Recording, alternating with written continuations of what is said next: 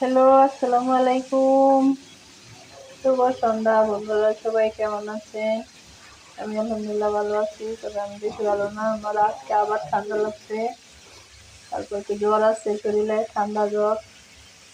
তারপরও ওই যে মুরগি, বছরের শেষ বলে কথা, বছরের প্রথম বলে কথা, একটু মুরগি পোড়া না খেলে কি হয়?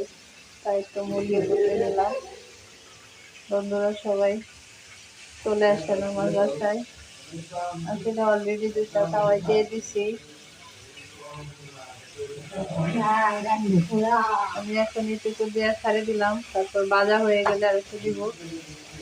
সবাইকে নতুন বছরের শুভেচ্ছা।